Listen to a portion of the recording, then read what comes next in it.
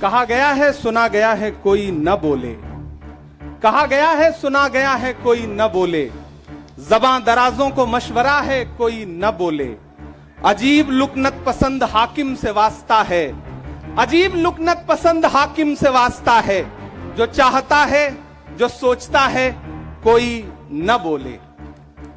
हमारी दाईं तरफ इस सदी का सबसे बड़ा फकीर सोया हुआ है।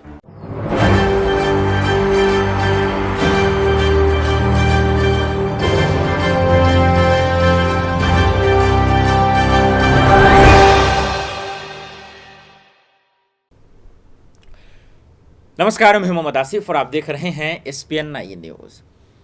राहुल गांधी की एक नई टीम बनी है। क्या उस नई टीम से राहुल गांधी जीत पाएंगे 2024 का चुनाव? ये बहुत बड़ा सवाल है। क्या राहुल गांधी PM बनेंगे? पहले सदस्यता रद्द वापस हो जाए, यही बहुत बड़ी बात है। लेकिन इस बीच में जो नई टीम बनी है उसका जरा हम चर्चा करना चाहते हैं, जिसमें से सबसे पहला नाम इमरान प्रताप गड्ढे जो है। इमरान प्रताप गड्ढे जी मोदी सरकार पर किस तरीके से हमलावर हो रहे, पहले तो वो सुनिए, फिर बताएंगे कि ये कितना कारगर साबित होगा राहुल गांधी के लिए।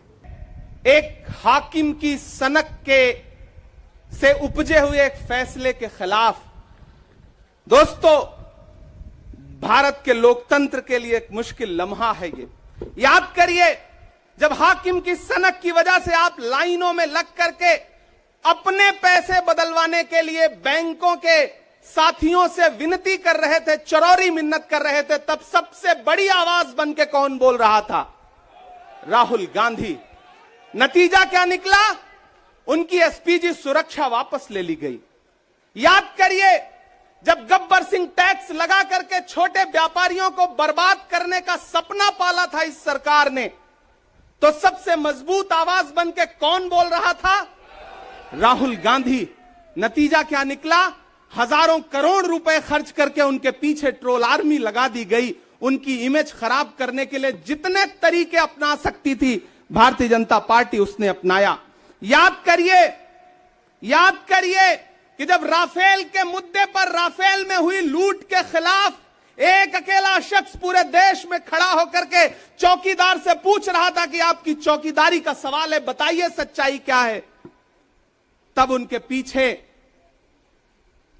55 घंटे उन्हें ED के ऑफिस में बिठा करके पूछताछ की गई। मेरे भाई, उस शख्स ने क्या गुनाह किया? क्या कसूर है उनका? उनका कसूर इतना है कि जब देश में नफरतें सर चढ़ करके बोल रही थी, तो उस शख्स ने कहा कि मैं भारत जोड़ने के लिए अपने पैर के छालों की परवाह किए बगैर 4000 किलोमीटर चलूंगा। यह कसूर है राहुल गांधी का।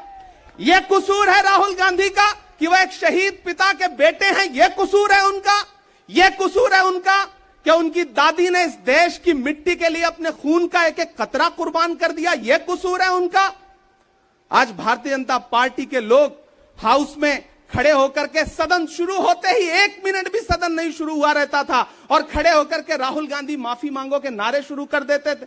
किस बात की माफी? क्योंकि वो भारत जोड़ रहे हैं, वो लोकतंत्र को बचाने की बात कर रहे हैं। अरे भाजपाइयों, माफी तो आपको मांगनी चाहिए। 15 लाख के झूठे जुमले के लिए माफी मांगो, बढ़ती हुई महंगाई के लिए माफी मांगो, अच्छे दिन के झूठे वादों के लिए माफी मांगो, लोकतंत्र को कुचलने के लिए माफी मांगो, महंगाई के खिलाफ माफी मांगो, 400 का सिलेंडर 1100 रुपए करने के लिए माफी मांगो, 58 रुपए का पेट्रोल 100 रुपए का करने के लिए माफी मांगो, हिंदू को मुसलमान से लड़ाने के लिए माफी मांगो, सिख को ईसाई से लड़ाने के लिए माफी मांगो। माफी तो तुम मांगो।